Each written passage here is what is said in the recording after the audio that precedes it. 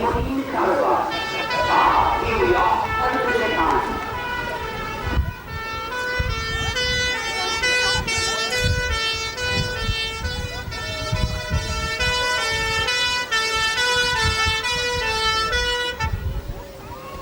There's fire brigade, Sam.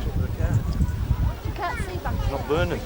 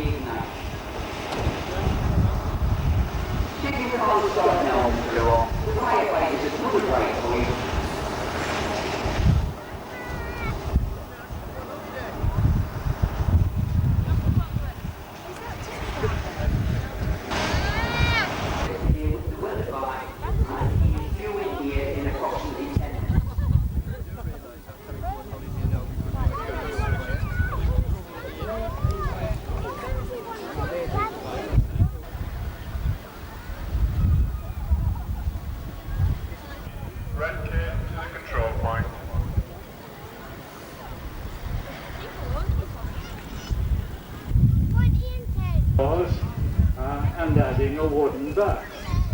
The back of the cab is entirely boarded out with wood.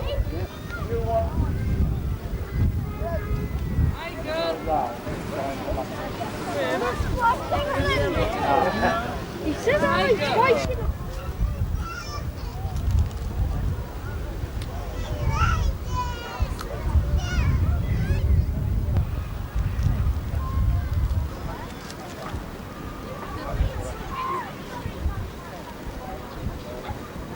More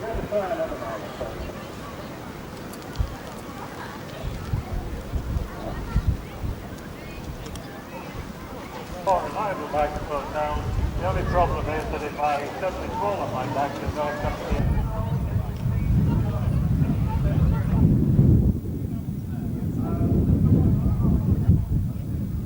Overhead cam engine.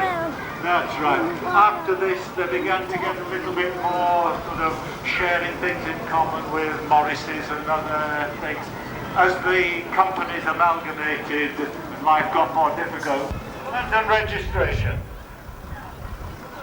I see. And have you in fact restored it, or is it original?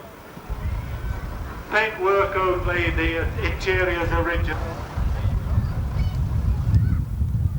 And another one in Prospect. 20, and it's remarkable because they were deadly rivals. Captain Biggles here, I'm sorry, David Shuttleworth, as it were, a sporty version of one used in other cars as well. Single or brake cam, John. Makes all the difference. What it means, in fact, is that it hasn't got push rods, and it's the TA model which followed, isn't it? Yes, I think so, John. Little device here on the top is an expansion for water overflow, and a whiskey still, I'm told, for the models, but it had a lot of sporting pretensions. It did something at Le Mans, but I don't remember quite what it was. It was in the 1930s. I think it probably had a class win, don't you reckon? I wouldn't have liked to try and drive. Not doing much more than 45 minutes.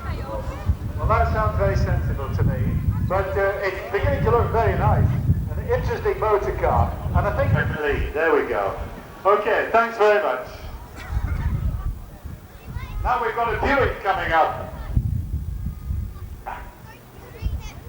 Can you think of anything more different? A McLaughlin bodied Canadian limousine, a little smaller than the car which was sold for a fabulous sum because it belonged to the ex, or the Duke of Windsor, the ex-Edward VIII. I believe in fact, post-war they brought out quite different models with big grinning chromium mouths and so on. But very smart looking in its white walls and very, very sort of sit-up and beg saloons with the corners rounded off and long headlamps with stripes on them to give you the impression that they were streamlined, but they didn't know much about aerodynamics, did they? They just look nice. Thanks. We'll try and give everybody a fair crack of the whip. Now this is a rarity. I was talking to Mr. Dawson yesterday, and I do know Devon, but it was bodied by it is an Austin A40 Sports.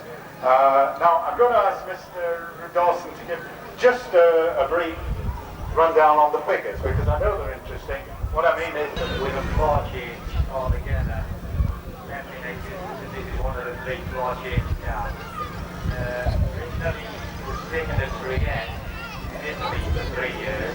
You're looking in, but whilst the floor change is much more sporty than the colour change would be, it's still a pretty long-handled spoon, isn't it? And, yes. Thank you very much. Great.